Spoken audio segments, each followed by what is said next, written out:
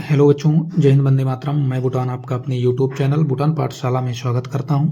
मैं उम्मीद करता हूं कि आप बहुत अच्छे होंगे, मस्त होंगे, तंदुरुस्त होंगे और पढ़ाई भी बहुत ही शानदार तरीके से कर रहे होंगे। बच्चों, आज हम कक्षा 11वीं की गणित का अध्याय नंबर 1 जिसे हम स्टार्ट कर चुके हैं। इसके पहले बच्चों 2 वीडियो पहले ही अपलोड की जा चुकी हैं। पहली वीडियो कंटेंट से रिलेटेड थी कि हमें कक्षा 11वीं में अपनी विषय सूची के अंदर कौन कौन से अध्याय पढ़ने हैं और उसके अंदर कौन कौन से टॉपिक पढ़ने हैं। हमने अध्याय 1 स्टार्ट किया था, जिसमें हमने आपको लेक्चर नंबर 2 में बताया है कि समुच्चय की परिभाषा क्या है, समुच्चय दिया किसके द्वारा गया है, और आपके सामने मान लीजिए कोई क्वेश्चन दे दिया गया और पूछा गया कि इससे बनने वाला जो संग्रह है, समूह है वस्तुओं का, वो क्या समुच्चय बनाएगा या नहीं बनाएगा। तो आप कैसे पता करेंगे कि कोई संग्रह है वो समुच्चय बनाएगा या नहीं बनाएगा। इसकी चर्चा बच्चों हमने काफ़ी विस्तृत तरीके से लेक्चर नंबर 2 में किया है। अगर आप उस वीडियो को नहीं देखे हैं तो उसको ज़रूर देखिए, क्योंकि इस क्लास में हम डायरेक्ट समुच्चय की बात करेंगे। हम इस बात को मान कर चलेंगे कि आपने लेक्चर नंबर 2 देखा है और आपको समुच्चय की जानकारी है जो हमने बताया है। ठीक है बच्चों, सबसे पहले आपको हम थोड़ा सा बता दें कि समुच्चय होता क्या है। बाकी आप अगर डिटेल में जानना चाहते हैं तो लेक्चर नंबर 2 देखिए बच्चों। देखिए, समुच्चय क्या होता है बच्चों। समुच्चय संग्रह होता है। क्या होता है? संग्रह या समूह। समुच्चय क्या होता है बच्चों? संग्रह होता है। किसका? वस्तुओं का। किसका बच्चों? वस्तुओं का। समुच्चय संग्रह होता है वस्तुओं का। लेकिन वस्तुओं से बनने वाला जो संग्रह है बच्चों, वो कैसा होना चाहिए? सुपरिभाषित होना चाहिए। सुपरिभाषित होना चाहिए। बात समझ में आई बच्चों? अगर वस्तुओं का जो संग्रह है वो सुपरिभाषित है तो उसे हम समुच्चय कहेंगे बच्चों। हमने आपको बता दिया कि अगर आप इसको बहुत ही डिटेल में जानना चाहते हैं तो लेक्चर नंबर 2 आप जरूर देखिए। वैसे भी अगर आप सीक्वेंस में सारी वीडियो नहीं देखेंगे एक क्रम में तो आपको हो सकता है सारे कॉन्सेप्ट काफ़ी डिटेल में जो बताए जाएंगे वो समझ में ना आए। तो बच्चों, समुच्चय क्या होता है? समुच्चय संग्रह है वस्तुओं का, लेकिन किस प्रकार का संग्रह? सुपरिभाषित संग्रह होना चाहिए। तो आपको हमने बताया था कि सुपरिभाषित संग्रह कैसे पता करेंगे कि कोई भी संग्रह है जो वस्तुओं का वो सुपरिभाषित है। आपको डायरेक्ट हमने बताया था, अगर किसी भी क्वेश्चन का, यानी आपसे जो प्रश्न पूछा जा रहा, उसका जो आंसर है यानी उत्तर है, एक ही संग्रह बनाए। आप चाहे 1 लोग से पूछिए या 2 लोग से पूछिए, 4 लोग से पूछिए, अगर उससे बनने वाला संग्रह जो है वस्तुओं का एक ही हो तो उस संग्रह को हम सुपरिभाषित संग्रह कहेंगे। और मान लीजिए आपसे कोई प्रश्न किया और उस प्रश्न से बनने वाला जो संग्रह है, उत्तर है, अगर आप अलग अलग व्यक्तियों से पूछें तो उनका उत्तर अलग अलग आए तो उससे बनने वाला जो संग्रह है वो सुपरिभाषित नहीं होगा बच्चों, और उस संग्रह को हम समुच्चय नहीं कहेंगे। जैसे आपके सामने एक प्रश्न दिया हुआ है, हम इन दोनों प्रश्न को इसीलिए करवाएंगे जिससे आपका कॉन्सेप्ट जो है बच्चों वो रिवाइज हो जाए एक बार। ठीक है, जैसे यहाँ प्रश्न है कि 10 से कम विषम प्राकृत संख्याएं। इसको कराने से पहले हम आपको बता दें बच्चों, आज की क्लास में हम बात करेंगे। दूसरी क्लास में हमने आपको बताया था कि समुच्चय बनेगा कैसे। आज की क्लास में बताएंगे कि उस समुच्चय का प्रदर्शन कैसे करते हैं, समुच्चय के अवयव क्या होते हैं, समुच्चय के अवयवों को हम लिखते किस प्रकार हैं या समुच्चय को किस प्रकार लिखते हैं, इन सभी टॉपिक्स पे बात करेंगे बच्चों। प्रश्न है 10 से कम विषम प्राकृत संख्याएं। इस प्रश्न को बच्चों हमने लेक्चर नंबर 2 में पहले ही करा दिया है, आज इसलिए करवा रहे हैं जिससे आपको और क्लियरिटी आ जाए कॉन्सेप्ट में। बार बार करवाने का यही मतलब है। यहाँ क्या लिखा है? 10 से कम विषम प्राकृत संख्याएं। हमें चेक करना है बच्चों, इस प्रश्न में जो दिया गया है ये समुच्चय बनाएगा या नहीं बनाएगा। तो सबसे पहले देख लेते हैं 10 से कम प्राकृत संख्याएं कौन होती हैं। 1, 2, 3, 4, 5, 6, 7, 8, 9, 10 नहीं आएगा बच्चों। क्यों? क्योंकि बोला जा रहा है 10 से कम विषम प्राकृत संख्याएं। 10 से कम प्राकृत संख्याएं 1 से लेकर 9 तक हैं, लेकिन एक या सारी विषम संख्याएं नहीं, इसमें सम और विषम दोनों प्रकार की संख्याएं हैं।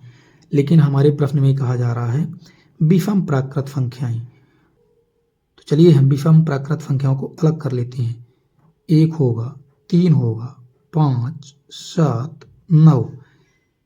बच्चों 1, 3, 5, 7, 9 केवल इतनी ही विषम प्राकृत संख्याएं होंगी जो 10 से छोटी होंगी। बात समझ में आई आपको? ये अब आप ये बताइए बच्चों, क्या एक ही बच्चा ऐसा बता पाएगा कि 10 से छोटी विषम प्राकृत संख्याएं 1, 3, 5, 7 और 9 होंगी? ऐसा नहीं है। जो भी बच्चा गणित की जानकारी रखता होगा वो हर बच्चा बता पाएगा कि 10 से छोटी विषम प्राकृत संख्याएं जो होती हैं 1, 3, 5, 7, 9। मतलब कि इस प्रश्न का जो उत्तर आएगा बच्चों वो यही होगा। एक क्या है? ये एक संग्रह है। क्या है? संग्रह है। किसका बच्चों? 10 से छोटी विषम प्राकृत संख्याओं का। बात समझ में आई? और इस प्रश्न के जो उत्तर आए 1, 3, 5, 7, 9, अगर इसे एक साथ देखें तो ये क्या हो गया? संग्रह हो गया। अब जैसे आपसे कोई पूछ ले यहाँ 9 क्या है, तो 9 को बच्चों हम इस संग्रह का वस्तु कहेंगे। क्या? वस्तु। या इसी को बच्चों हम अवयव कहते हैं, या इसी को हम सदस्य कहते हैं। क्या कहते हैं? इस संग्रह का वस्तु, अवयव या सदस्य कहते हैं। साथ भी बच्चों वस्तु होगा, अवयव होगा या सदस्य होगा। मतलब जितने भी इसके अंदर आते हैं संग्रह के, इन सभी को हम वस्तु, अवयव या सदस्य कहते हैं इस संग्रह का। अब बच्चों देखना है ये संग्रह सुपरिभाषित है या नहीं है। क्यों? अगर ये संग्रह सुपरिभाषित नहीं होगा तो इसे हम समुच्चय नहीं कहेंगे। आपको हमने पहले ही बताया है लेक्चर नंबर 2 में कि ये समुच्चय बनाएगा। क्यों? क्योंकि इस प्रश्न को आप 2 लोग से करिए, 3 लोग से, 4 लोग से, हर व्यक्ति का एक ही आंसर आएगा कि 10 से छोटी विषम प्राकृत संख्याएं 1, 3, 5, 7, 9 ही होंगी। इसके अलावा कोई और संग्रह नहीं बनेगा। इसका मतलब ये संग्रह क्या हुआ? सुपरिभाषित हुआ बच्चों। क्या हुआ? सुपरिभाषित हुआ। जब ये संग्रह सुपरिभाषित हो गया तो ये समुच्चय बनाएगा। बात समझ में आई? मतलब इस प्रश्न से बनने वाला जो संग्रह है वो समुच्चय बनाएगा। मतलब 10 से कम विषम प्राकृत संख्याएं का जो संग्रह है वो समुच्चय बनाएगा। इतनी बात समझ में आई का मत। लेकिन जो आज की क्लास का मुख्य उद्देश्य है उस पर बात करते हैं। अब देखिए ये संग्रह समुच्चय बना लिया, 1, 3, 5, 7, 9, ये सभी 10 से छोटी प्राकृत संख्याएं हैं, ये समुच्चय बनाएगा। बात समझ में आई? अब आपको याद रखना है, आगे इसको लिखवाया भी जाएगा किस प्रकार से लिखना है आपको याद रखना है। जब भी आपको पता चल जाए कि ये संग्रह समुच्चय बनाता है, कंफर्म हो जाए, क्लियर हो जाए कि इस समुच्चय के अंदर केवल इतने ही अवयव या सदस्य होंगे, तो उन सभी अवयव को हम इफ कोष्टक के अंदर बंद कर देते हैं बच्चों। ठीक है? समुच्चय के सभी सदस्य, वस्तुएं या अवयव को हम इफ कोष्टक के अंदर बंद कर देते हैं। आपको याद रखना है हमेशा समुच्चय के अवयव को हमें इफ कोष्टक के अंदर रखते हैं।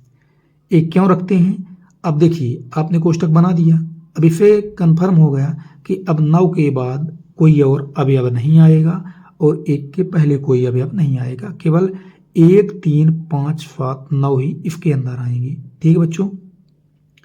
इतनी बात समझ में आ गई? चलिए इसी प्रश्न में समझ लेते हैं सारी चीज़ें। जितना भी हम आपको आगे लिखवाएंगे सब कुछ यहीं समझ लेते हैं। आपने पहली बात क्या सीखा? जब भी आपको पता चल जाए कि ये जो अवयवों का संग्रह है वो समुच्चय बनाएगा, तो उन सभी अवयवों को आप इफ कोष्ठक के अंदर रखेंगे। बात समझ में आई? अब ये बताइए, यहाँ तो अभी केवल 5 ही सदस्य हैं इस समुच्चय के। मान लीजिए कि 100 सदस्य आ जाएं इसके अंदर, तो क्या आप इन सभी को लिखेंगे?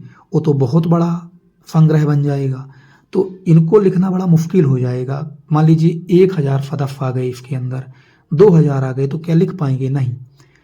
तो आपको याद रखना है, इस कंप्लीट समुच्चय को हम अंग्रेजी के बड़े अक्षरों से प्रदर्शित करते हैं। अंग्रेजी वर्णमाला के जो बड़े अक्षर होते हैं ABCD, मतलब इस समुच्चय को हम ABCDXYZ इनमें से किसी से भी प्रदर्शित कर सकते हैं। बात समझ में आई? आपको याद रखना है, समुच्चय को हम इस बड़े कोष्ठक के अंदर रखते हैं और कंप्लीट समुच्चय को हम अंग्रेजी वर्णमाला के बड़े अक्षरों से प्रदर्शित करते हैं। ठीक है बच्चों? और याद रखना है, अभी तो यहाँ संख्याएं आई हैं, अगर इसके अंदर क्या आ जाएं? इंग्लिश अल्फ़ाबेट्स आ जाएं। इंग्लिश अल्फ़ाबेट्स ए से लेकर जेड तक कोई भी अवयव, हम एक एग्जाम्पल करवाएंगे। ये दूसरा नंबर उदाहरण उसी से संबंधित है बच्चों। इनको हम हमेशा स्मॉल लेटर से लिखते हैं, अंग्रेजी वर्णमाला के छोटे अक्षरों से, जैसे ABCDEF, इस प्रकार से। समुच्चय के नाम को हमेशा बड़े अक्षरों से लिखते हैं अंग्रेजी वर्णमाला के, और समुच्चय के अवयवों को हमेशा अंग्रेजी वर्णमाला के छोटे अक्षरों से लिखते हैं बच्चों। बात समझ में आई इतनी? तो आपको समझ में आ गया होगा कि 10 से कम विषम प्राकृत संख्याएं 1, 3, 5, 7 और 9 होंगी, और इनसे बनने वाला जो संग्रह है ये समुच्चय बनाएगा, क्योंकि ये सुपरिभाषित संग्रह होगा। सुपरिभाषित क्यों होगा? क्योंकि इस प्रश्न को आप चाहे एक व्यक्ति से करिए या 2 व्यक्ति से या 1000 व्यक्ति से करिए, हर व्यक्ति का एक ही आंसर होगा।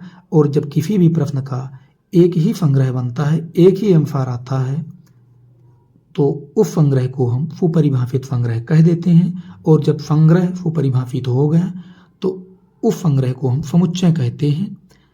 आपको हमने बताया बच्चों कि इस संग्रह को हम, जब समुच्चय पता चल गया कि ये संग्रह समुच्चय बनाएगा, तो इसे हम इस बड़े कोष्ठक के अंदर रखते हैं सभी अवयव को। और आपको ध्यान रखना है, संग्रह के अंदर जितने भी ए वस्तुएं आ रही हैं, 1, 3, 5, 7, 9, इन्हें हम वस्तुएं कहें या अवयव कहें या सदस्य कहें, तीनों का एक ही मतलब है बच्चों। जैसे यहाँ 1, 3, 5, 7, 9 सभी इस समुच्चय के अवयव, सदस्य या वस्तुएं हैं। बात समझ में आई? और आपको ध्यान रखना है, समुच्चय को हमेशा अंग्रेजी वर्णमाला के बड़े अक्षरों से प्रदर्शित करेंगे और समुच्चय के अवयवों को अंग्रेजी वर्णमाला के छोटे अक्षरों से प्रदर्शित करेंगे। चलिए अगला उदाहरण देख लेते हैं। अंग्रेजी वर्णमाला के स्वर। अब हमें पता करना बच्चों, अंग्रेजी वर्णमाला के स्वर समुच्चय बनाएंगे या नहीं बनाएंगे। चलिए लिखते हैं। आपको पता है बच्चों, अंग्रेजी वर्णमाला में कुल 26 लेटर्स होते हैं। बात समझ में आई? इसमें से 5 वॉवेल्स यानी स्वर होते हैं और 21 कॉन्फोनेंट्स होते हैं। मतलब कि 21 क्या होते हैं? कॉन्फोनेंट्स होते हैं और 5 वॉवेल्स होते हैं। और वो वॉवेल्स कौन से होते हैं, यानी स्वर कौन से होते हैं? ए, ई, आई, ओ, यू। ये 5 ही स्वर होते हैं, इसके अलावा कोई और स्वर नहीं होता अंग्रेजी वर्णमाला में। बात समझ में आई? बाकी 21 जो बचे हैं वो कॉन्फोनेंट्स होते हैं। तो आपको बताना है कि अंग्रेजी वर्णमाला के जो स्वर हैं वो समुच्चय बनाएंगे या नहीं बनाएंगे। तो देखिए बच्चों, अंग्रेजी वर्णमाला के स्वर कौन कौन से हैं? ए, ई, आई, ओ, यू। ये 5 स्वर हैं अंग्रेजी वर्णमाला के। अब इनसे बनने वाला जो संग्रह है, ये क्या हो गए? अंग्रेजी वर्णमाला के स्वर। एक संग्रह है, क्या है? संग्रह है या समूह है। किसका? अंग्रेजी वर्णमाला के स्वर का। जब भी आपको पता करना हो कि ये समुच्चय बनाएगा या नहीं बनाएगा, तो आपको प्रश्न करना है 2-4 व्यक्तियों से। बच्चों, आप ऐसे किसी भी व्यक्ति से जो अंग्रेजी वर्णमाला के स्वर की जानकारी रखता है, उससे आप पूछेंगे अंग्रेजी वर्णमाला में स्वर कितने होते हैं। तो आप चाहे एक व्यक्ति से पूछिए, चाहे 4 व्यक्ति से, चाहे 1000 व्यक्ति से, हर बच्चा यही आंसर देगा। इसके अलावा कोई और आंसर नहीं आएगा। इसका मतलब इस प्रश्न का केवल एक ही संग्रह बनेगा, और जब भी किसी प्रश्न के एक ही संग्रह बनते हैं तो उस संग्रह को हम सुपरिभाषित संग्रह कहेंगे। कि ये संग्रह क्या है?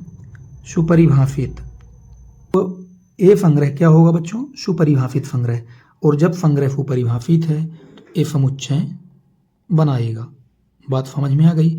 मान लीजिए कि इसी प्रश्न के उत्तर अलग अलग आते, अगर आप अलग अलग लोगों से पूछते तो ये जो संग्रह बनता सुपरिभाषित नहीं होता और वो समुच्चय भी नहीं बनाता। बात समझ में आई कि अंग्रेजी वर्णमाला के जो स्वर हैं वो समुच्चय बनाएंगे। अब देखिए, अब पता चल गया कि ये जो संग्रह समुच्चय बनाएगा ए, ई, आई, ओ, यू। जब हमें पता चल जाए कि ये संग्रह समुच्चय बनाता है तो इस संग्रह को बच्चों हम इस बड़े कोष्ठक के अंदर बंद कर देते हैं। बात समझ में आई?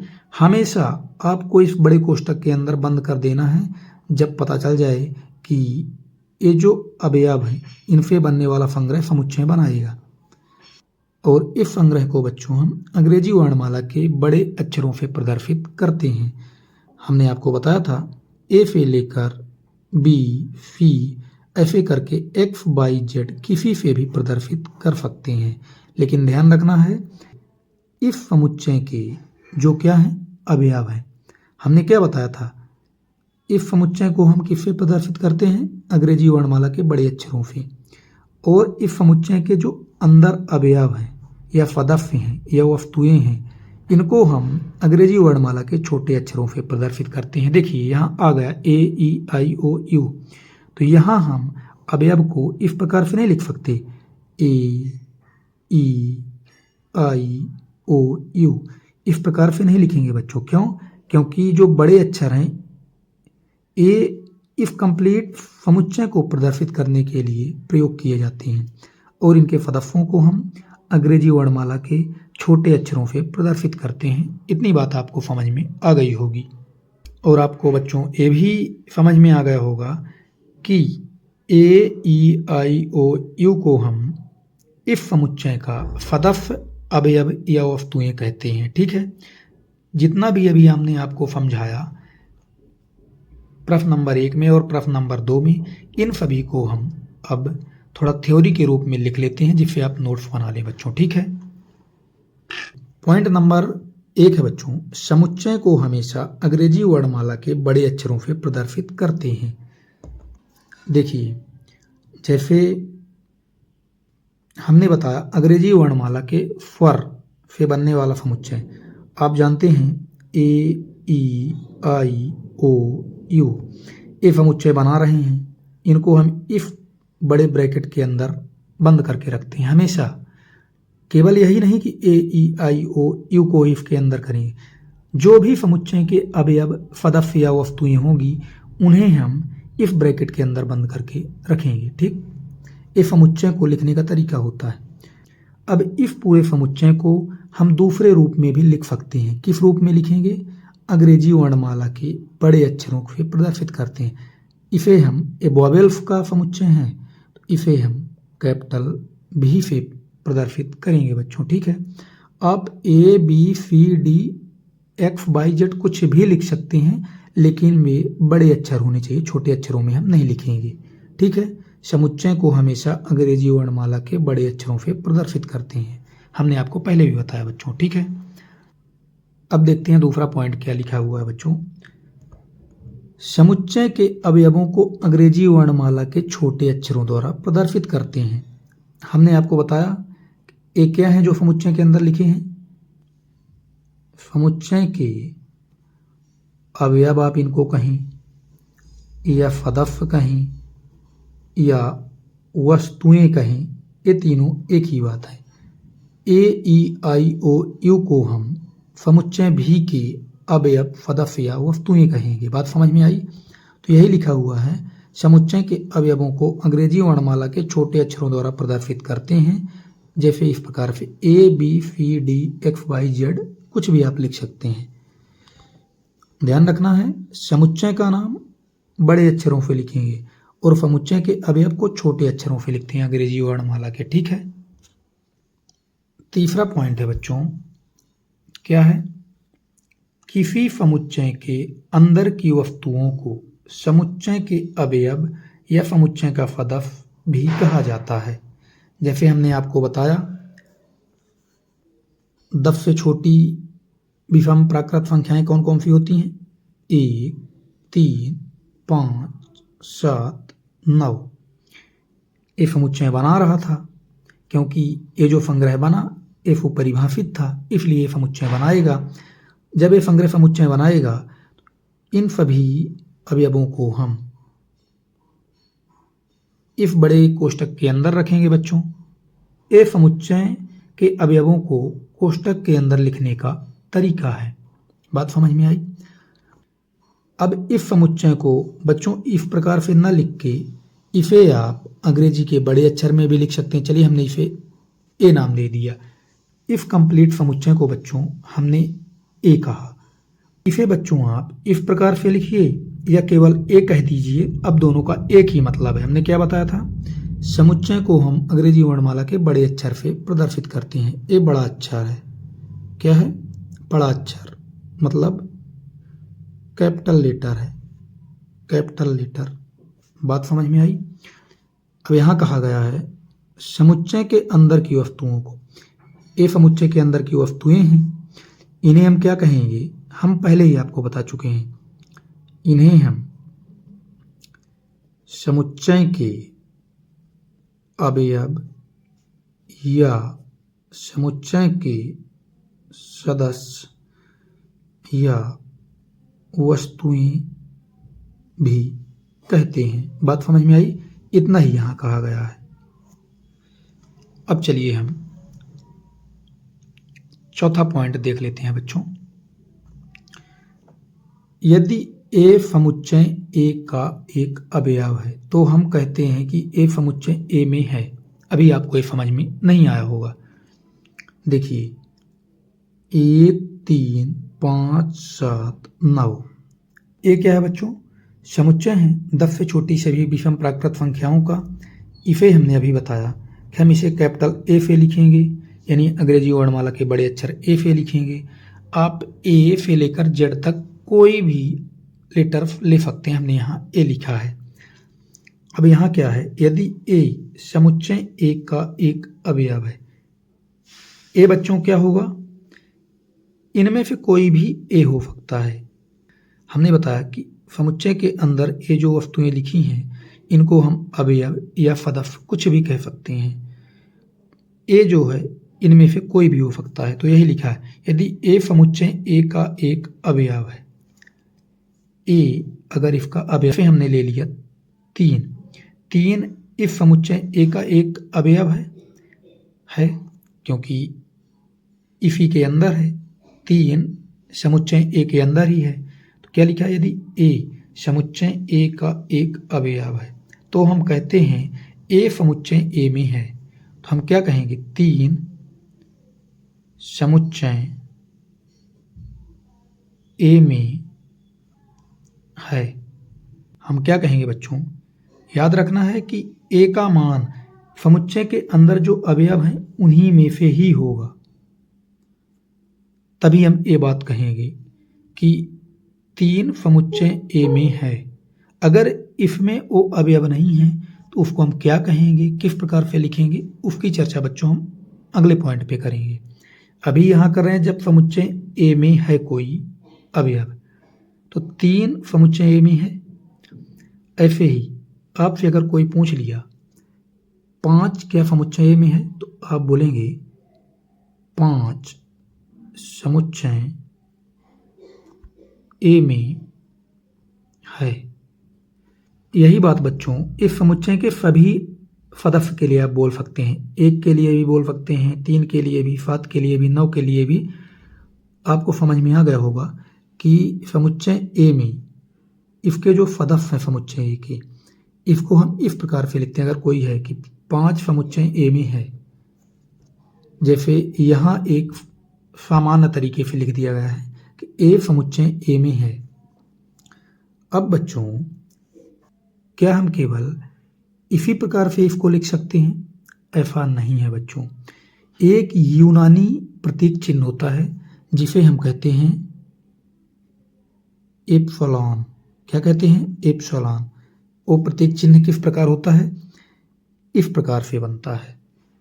तो इसी बात को बच्चों आप किस प्रकार से लिख सकते हैं? देखिए, जैसे यहाँ लिखा है 3 समुच्चय ए में है, इसी बात को आप लिख सकते हैं 3,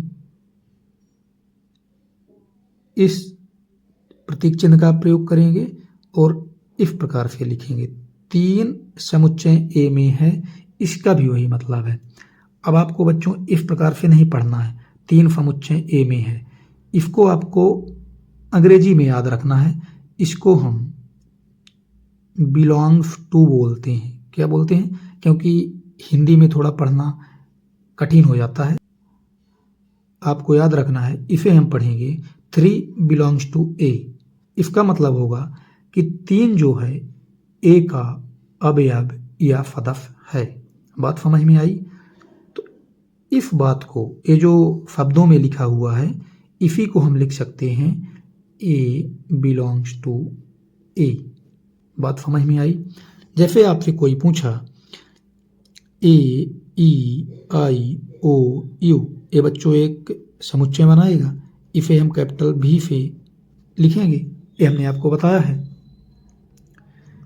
अब आपसे कोई पूछे क्या ई समुच्चय भी का सदस्य है या अवयव है, तो आप क्या बोलेंगे कि हाँ, ई समुच्चय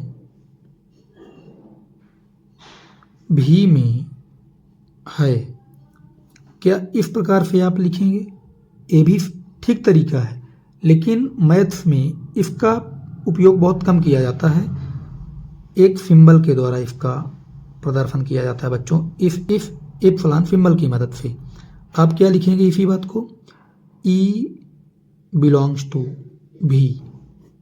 बात समझ में आ गई?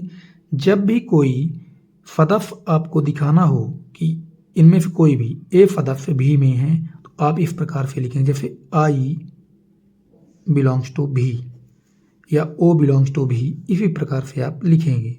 बात समझ में आई आपको? अब चलिए अगला पॉइंट देख लेते हैं। अगर अवयव उस समुच्चय में ना हो, जैसे हमने बच्चों ये सारे उदाहरण इसीलिए लिए जिससे आपको हम एग्जाम्पल की मदद से समझा सकें ये सारे कॉन्सेप्ट। 1 3 5 7 9, आपको पता है ये 10 से छोटी विषम प्राकृत संख्याएं हैं और ये समुच्चय बनाती हैं। अब हम देखेंगे, मान लीजिए आपसे कोई पूछा क्या 3 समुच्चय ए का सदस्य है, आप देखेंगे इस समुच्चय के अंदर क्या 3 इसमें है, आप देखेंगे हाँ है। बात समझ में आई? अब आपसे कोई पूछा इसको लिख कर दिखाइए, आप कैसे लिखेंगे, तो आप किस प्रकार से लिखेंगे? 3 समुच्चय ए में है। बात समझ में आई? या आप जो हमेशा लिखेंगे, या हम भी इसी प्रकार से लिखेंगे कि 3 बिलोंग्स टू ए। इस समुच्चय के किसी भी सदस्य को अगर ये दिखाना हो कि वो समुच्चय ए में है, तो आप ऐसे ही लिखेंगे 1 belongs to A, 5 belongs to A, 7 belongs to A, 9 belongs to A. इसे बच्चों हम बिलोंग्स टू पढ़ते हैं। आपको याद रखना अंग्रेजी में ही, क्योंकि हिंदी में थोड़ा समझना कठिन हो जाता है। अब मेन बात यह है, यहाँ क्या लिखा है? यदि बी समुच्चय ए का अवयव नहीं है तो हम कहेंगे कि बी समुच्चय ए में नहीं है। मान लीजिए कोई अवयव है बी, बी का मतलब ऐसा अवयव जो इनमें नहीं है। जैसे आपसे कोई पूछा 4 क्या 4 समुच्चय ए में है, तो आप क्या बोलेंगे? 4 समुच्चय ए में नहीं है, यही ना बोलेंगे कि 4 समुच्चय ए में नहीं है।